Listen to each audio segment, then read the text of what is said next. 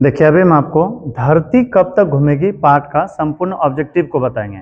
यदि आप इस वीडियो को शुरू से आखिर तक देख लें तो आपको यह बढ़िया समझ में आ जाएगा कि आखिर धरती कब तक घूमेगी पार्ट से वह कौन कौन सा ऑब्जेक्टिव है जो कई बार बोर्ड एग्जाम में पूछा गया है और आने वाले समय में जो एग्जाम होगा उसमें भी पूछा जा सकता है। इसलिए इस वीडियो को शुरू से आखिर तक देखने का प्रयास करें ताकि हम आपको बहुत अच्छे तरह से इसका संपूर्ण ऑब्जेक्टिव बता सकें। तो आप ध्यान से देखिए, इसका ऑब्जेक्टिव बताने से पहले सबसे पहले हम आपको संक्षिप्त में एक कहानी सुनाए देते हैं ताकि आपको बढ़िया से समझ में आ सके। देखिए पाठ का नाम है धरती कब तक घूमेगी। धरती कब तक घूमेगी और इसके रचनाकार है साबरदैया। कौन है? साबरदैया। धरती कब तक घूमेगी पाठ के रचनाकार कौन है? साबरदैया है। साबरदैया के बारे में चर्चा करें, साबरदैया के बारे में चर्चा करें तो यह राजस्थानी भाषा के बहुत ही प्रसिद्ध कथाकार है। साबरदैया किस भाषा के प्रसिद्ध कथाकार है? राजस्थानी भाषा के। धरती कब तक घूमेगी इस पाठ को राजस्थानी भाषा में लिखा गया है परंतु हम लोगों तक हिंदी में पहुंचाया गया है। ऐसे राजस्थानी भाषा में लिखा गया है साबरदैया के द्वारा और हिंदी में जो ट्रांसलेट किया गया है, हिंदी में जो ट्रांसफर करके लिखा गया है वह भी साबरदैया जी ने ही किए थे। अर्थात यह यदि आपसे पूछे कि धरती कब तक घूमेगी कैसी कहानी है तो कहेगा राजस्थानी। इसका हिंदी अनुवाद किसने किया? साबरदैया ने। अच्छा, धरती कब तक घूमेगी किसने लिखा? साबरदैया ने। इस कहानी की प्रमुख पात्रा सीता है। प्रमुख पात्रा कौन है? सीता। तो अब ध्यान पूर्वक देखिए, यह वर्णिका का अंतिम पाठ है। सीता, सीता के बारे में यदि हम चर्चा करें तो सीता को 3 पुत्र है, कैलाश, नारायण, बिज्जू। कैलाश, नारायण, बिज्जू। कैलाश सबसे बड़ा है और नारायण बीच का है और बिज्जू सबसे छोटा है। तीनों का विवाह हो चुके थे। कैलाश की पत्नी राधा थी, नारायण की पत्नी भवरी थी और बिज्जू की पत्नी पुष्पा थी। यदि आपसे कोई पूछे कैलाश की पत्नी राधा, कैलाश की पत्नी राधा और नारायण की पत्नी भवरी, नारायण की पत्नी भवरी और बिज्जू की पत्नी पुष्पा। बिज्जू पुष्पा, बिज्जू पुष्पा। तो देखिए कहानी यहां से शुरू होता है। एक दिन सीता जो है काले ओढ़ना ओढ़ करके आंगन में बैठी हुई थी और इन्होंने अपने जब ओढ़ना को देखी ना तो इनको बहुत मतलब दुख हुआ। दुख इस बात का कि क्या सुबह से शाम तक 2 वक्त खाना मिल जाना ही सब कुछ है क्या? क्या किसी को ऐसा नहीं लगता है कि माँ को थोड़ा कपड़ा दे, माँ से अच्छा से बात विचार करें? दरअसल माँ ऐसा इसलिए सोच रही थी क्योंकि सीता माँ जो थी इनसे कोई भी बेटा ठीक से बात विचार नहीं करते थे और नो ही इनको कपड़ा लत्ता समय पर ला करके दिया जाता था। इस कारण से सीता बहुत उदास रहती थी। लेकिन एक दिन बड़े लड़का जो था कैलाश, इन्होंने दोनों भाइयों को बुलाए और कहा कि क्या तुम दोनों इसका बेटे नहीं हो क्या? तुम दोनों को नहीं लगता है कि माँ को हम रखें? दरअसल माँ को रख रही थी कैलाश, लेकिन डांट करके कहा कि क्या तुम लोगों को नहीं लगता है कि माँ को हम भी रखें? जब संपत्ति का बंटवारा हो रहा था क्या सिर्फ हम ही लिए हैं? तो फिर नारायण ने कहा कि भैया जी आप ही बताइए क्या करें। तो इन्होंने कहा कि करना क्या है, 1 महीना तीनों लोग रखो बारी बारी से। कहा कि ठीक है। तो 1 महीना के लिए रखा जाना था, यह नियम बनाया गया तीनों भाइयों के द्वारा कैलाश के सहमति से। लेकिन इस नियम के बारे में जरा से भी मां से नहीं पूछा गया कि यह पसंद है या नहीं है, सही है या गलत है। सीता बहुत उदास हुई कि अब 1 महीना इधर से उधर करना पड़ेगा, एक तरह से भीख मांगना पड़ेगा। एक दिन इसके यहाँ जाना पड़ेगा, एक दिन उसके यहाँ। जैसे महीना लगेगा कहेगा ये घर को छोड़ करके वो घर जा। एक बच्चे का खेल है माई माई रोटी दे, माई माई रोटी दे। इसी से कंपेयर करने लगी कुछ दिनों के बाद। ऐसा इसलिए क्योंकि माई माई रोटी दे जो बच्चों का खेल है, इसमें एक बच्चे इस घर से उस घर जाते हैं और वहां पर आवाज लगाते हैं माई माई रोटी दे। फिर अंदर से आवाज आती है इस घर को छोड़ दूसरे घर जा। यही हालत होने वाली थी किनका? सीता की।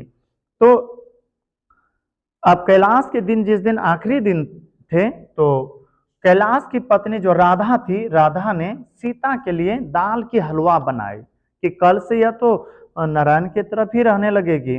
तो दाल के हलवा यदि पूछे किसने बनाई सीता के लिए तो कहेगा राधा ने। फिर उसी तरह से 1 महीना भंवरी के पास रहा और भंवरी से फिर चली गई बिज्जू अर्थात पुष्पा के पास। पता है जिस दिन आती थी सीता किसी के तरफ, उनके माता पिता को बहुत दुख होते थे यह जान करके कि अब 1 महीना यह औरत रहेगी मेरे पास, अर्थात माँ रहेगी मेरे पास। लेकिन बच्चे सब बहुत खुश होते थे यह जान करके कि दादी अब मेरे पास आ गई है। तो खैर एक दिन जब नारायण से बिज्जू के पास गए तो उसी दरमियान नारायण की जो पत्नी थी भामरी, इनके लड़के का बर्थडे था, इनकी जन्मदिन। तो भामरी ने रसमलाई का व्यवस्था किए थे, तो उसी दिन एक कटोरा में भर करके सीता के लिए रसमलाई भेज दिया गया। उस वक्त सीता रह रही थी पुष्पा के पास, उनकी बिज्जू के पास। जब यह रसमलाई देखा गया सीता के पास, सीता अभी तो उठा करके खाने ही वाली थी, कहा गया इनको भामरी को पुष्पा के द्वारा, तुम अमीरी दिखाते हो हमें, यदि अमीरी ही दिखाना था तो अपने पास रख करके बढ़िया से नहीं खिला सकती थी। पूरा विवाद हुआ। तो अब सीता बहुत दुखी हो रही थी। फिर एक दिन कैलाश ने दोनों भाई को फिर से बुलाए, कहा कि माँ जी को इधर से उधर, मतलब इस घर से उस घर, उस घर से उस घर भेजना अच्छा नहीं लगता। तो बिज्जू ने भी पहली बार कहा, ऐसे बेचारा कुछ बोलता नहीं था, लेकिन पहली बार कहा कि हाँ यह नियम सही है कि इधर उधर ना भटके, इसलिए कुछ न कुछ नियम बनाया जाए। तो फिर कैलाश ने यह निर्णय लिया कि 50-50 रुपया तीनों मौजी को दे दिया करेंगे। बिज्जू ने कहा हाँ यह अति उत्तम नियम है। तो यह फैसला लिया गया कि तीनों भाई मिल करके 50-50 रुपया प्रत्येक महीना दे दिया करेंगे, अर्थात 150 रुपया माँ के पास एक दिन हो जाएगी। लेकिन माँ से कोई भी लड़का यह नहीं पूछे कि माँ जी यह मंजूर है या नहीं। माँ को यह बात जान करके बहुत दुखी हुआ कि अब हमें 50-50 रुपया मिलेगा हर महीना। इनको लगा यदि हमें पैसा ही कमाना है, पैसा ही लेना है, कहीं भी जा करके कम करके 2 वक्त की रोटी के लिए पैसा जुटा लेंगे। यही सोच करके एक दिन आधी रात में यह निकल जाती। जब घर में थी ना, बहुत घुटन महसूस हो रही थी सीता को, लेकिन अब जब निकल गई है तो आसमान धरती के बीच कोई घुटन महसूस नहीं हो रही है। अंधेरा में भी ऐसा लग रहा है कि दिन है। रास्ता जो सिकुड़ा हुआ था वह चौड़ा प्रतीत हो रहा था। और एक बात है, नहरसिंह वाले के दिन जो लापसी बनाई थी, खाने वाला पदार्थ है लापसी, वह सीता को फीका लग रही थी। तो आपसे पूछा जाएगा लापसी किस दिन बनाई गई थी? नाहर सिंह जी वाले दिन। और कैलाश जो था वह बहुत अच्छे स्वभाव के थे, थोड़ा इन दोनों के तुलना में। वह माँ जी के लिए बराबर, अर्थात सीता के लिए बराबर चाय भेज दिया करते थे।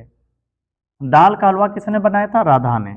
और होली के ही बाद से यह नियम लागू किया गया था कि 1 महीना रहेगा तीनों के पास। तो अब जल्दी जल्दी इसके ऑब्जेक्टिव को देखते हैं। तो अब ध्यान पूर्वक देखिए। पहला प्रश्न है, धरती कब तक घूमेगी? किस भाषा से अनुदित है? धरती कब तक घूमेगी? यह जो अनुदित है उड़िया से। अब कहिएगा सर उड़िया कैसे? देखिए प्रश्न की सॉरी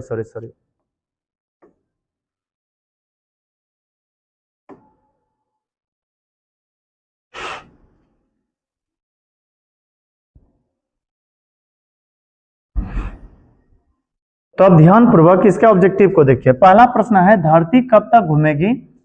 किस भाषा से अनुदित कहानी है, यानी कि किस भाषा से अनुवाद करके लिखा गया कहानी है? किस भाषा से लिया गया है? राजस्थानी भाषा से। अर्थात धरती कब तक घूमेगी, यह जो पाठ रचना किया गया है राजस्थानी में। फिर आगे प्रश्न है, धरती कब तक घूमेगी कहानी किस लेखक द्वारा अनुदित है? किस लेखक के द्वारा अनुवाद किया गया है? इसका वो राजस्थानी भाषा में भी लिखे थे स्वयं साबरदिया ने, और हिंदी में भी लिखे हैं साबरदिया ही। तो आपसे यदि पूछे ना धरती कब तक घूमेगी कहानी किस लेखक के द्वारा अनुदित है, तो कहिएगा साबरदिया। फिर आगे प्रश्न है, 3 बेटे की माँ है। 3 बेटे की माँ कौन है? सीता है। सीता को 3 लड़के थे, कौन कौन? कैलाश, नारायण, बिज्जू।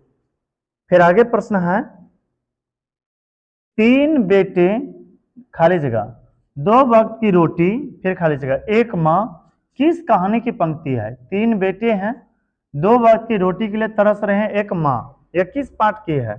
धरती कब तक घूमेगी। धरती कब तक घूमेगी, और धरती कब तक घूमेगी इसलिए पाठ का नाम यह रखा गया है, इसलिए यह शीर्षक चुना गया है, क्योंकि यह लगभग गांव गांव में कई घरों में आपको देखने के लिए मिलेगा।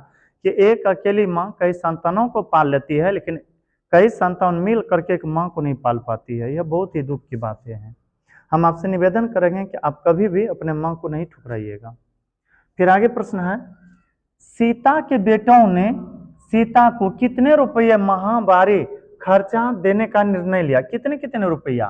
50-50 रुपये। तीनों बेटों ने यह निर्णय लिया कि प्रत्येक महीना हम माँ को देंगे और माँ जिस तरह चाहेगी रहने उस तरह से रहेगी, खाना पीना खाएगी। पर माँ को यह ठीक नहीं लगा। धरती कब तक घूमेगी शीर्षक कहानी में किसे महसूस होने लगा कि आकाश अनंत नहीं है? जब घर में रह रही थी तो इनको बहुत घुटन महसूस हो रही थी। ऐसा लग रहा था कि आकाश बहुत छोटा है, और एक दिन जब घर से निकल जाती है तो लगने लगा कि आकाश बहुत बड़ा है। हालांकि प्रश्न है, धरती कब तक घूमेगी शीर्षक कहानी में किससे महसूस होने लगा कि आकाश अनंत नहीं है? आकाश का कोई अंत नहीं है। तो यह सीता को लगने लगा। फिर आगे प्रश्न है, किस दिन सीता को लगा कि लापसी बिल्कुल फीकी है? बताइए किस दिन? नाहर सिंह जी वाले दिन। नाहर सिंह जी वाले दिन। फिर आगे प्रश्न है, धरती कब तक घूमेगी कैसी कहानी है? धरती कब तक घूमेगी ये कैसी कहानी है? यह सामाजिक कहानी है, जिसमें कि समाज में हो रहे आजकल घटित घटनाओं जो कि माँ को एक तरह सताया जाता है, तरपाया जाता है, परेशान किया जाता है, उसी पर आधारित है। तो धरती कब तक घूमेगी यह सामाजिक कहानी है। फिर आगे प्रश्न है, अगले दिन सीता ने क्या किया? क्या किया? सीता अपने घर को छोड़ करके निकल गई। सीता घर छोड़ दी। सीता घर छोड़ दी। फिर आगे प्रश्न है, अरे अपनी अमीरी दिखाने के लिए रसमलाई भेजी है क्या? ये किसने कहा? बताइए किसने कहा? हम आपको बताए थे कि अमीरी दिखाने के लिए रसमलाई भेजी है क्या? हालांकि भामरी के जब बेटे का बर्थडे था तो उसी दिन भामरी ने सीता के लिए भेजी थी, लेकिन यह बात बहुत गलत लगा किनको? बिज्जू की पत्नी को। हालांकि प्रश्न है, अरे अपने अमीरी ही दिखाने के लिए नहीं, अरे अपनी अमीरी दिखाने के लिए रसमलाई भेजी है क्या? यह कही थी बिज्जू की पत्नी पुष्पा ने। किसने कही थी? बिज्जू की पत्नी पुष्पा ने। फिर आगे प्रश्न है, भर आई आंखें पोंछ कर किसने आकाश की ओर देखने लगा? जब वो रसमलाई खा रही थी ना, और जब झगड़ा होने लगे तो बेचारी भर गई थी आंखों से आंसू। मतलब बेचारी के आंखों में आंसू भर गए थे और आकाश को देखने लगी। हालांकि जब जब दुख होती थी ना, बेचारी किसी को कुछ नहीं कहती थी, बस रोहासास हो जाती थी, हल्का हल्का रोने लगती थी। तो बाहर आई आंखें पोंछकर किसने आकाश की ओर देखने लगी? तो सीता ने। फिर आगे प्रश्न है, किसे महसूस हुआ कि पृथ्वी और आकाश के बीच घुटन भरी हुई है? किसे महसूस हो रहे थे? पृथ्वी और आकाश के बीच घुटन महसूस हो रही है। या महसूस हो रही थी किनको? सीता को, क्योंकि बहुत परेशान किया जा रहा था 2 वक्त की रोटी के लिए।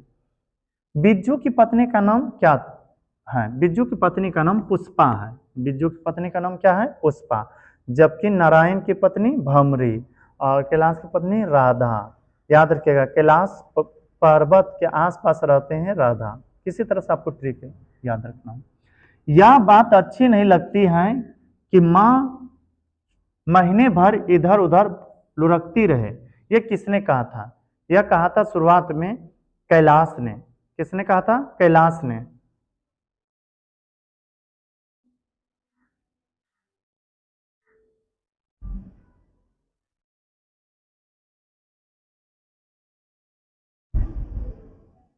तो याद रखना, यह किसने कहा था? कैलाश ने कहा था। क्या कहा था? यह बात अच्छी नहीं लगती कि माँ महीने भर इधर उधर भटकते रहे। फिर आगे प्रश्न है, धरती कब तक घूमेगी शीर्षक पाठ में सीता क्या देखकर वो हंसी हो गई? बताइए क्या देखकर? लाल और न कि काला और न? काले रंग की और न देखकर। अपने पुत्र को देखकर, अपना काला और न देखकर, यही होगा ऑप्शन बी। फिर आगे प्रश्न है,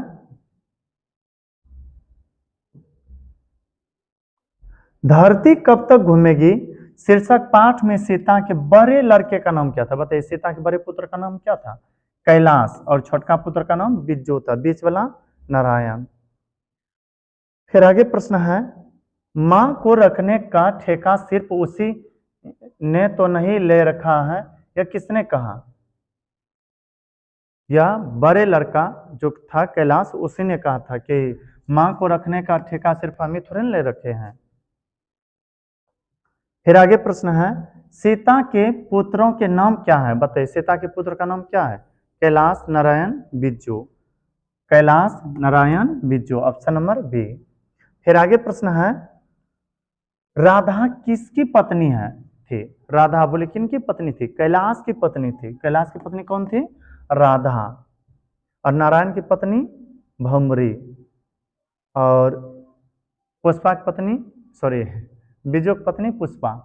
राजस्थानी भाषा के सफल कहानीकार कौन थे? राजस्थानी भाषा के सफल व प्रसिद्ध कलाकार थे साबरदैया। कौन थे? साबरदैया। फिर आगे प्रश्न है, धरती कब तक घूमेगी शीर्षक पाठ की गायिका कौन है? इस पाठ को गा करके भी प्रस्तुत किया गया है। इस पाठ के गायिका है उर्मिला। कौन है? उर्मिला। फिर आगे प्रश्न है, नहीं बस इतना ही है। यदि यह वीडियो आपको अच्छा लगा हो तो हमारे वीडियो को लाइक कीजिएगा, और यदि चैनल को सब्सक्राइब नहीं किए हैं तो कर लीजिएगा, ताकि जो भी इस तरह से वीडियो अपलोड करें वह आप तक पहुंचते रहें। मिलते हैं किसी अगला वीडियो में, तब तक के लिए धन्यवाद।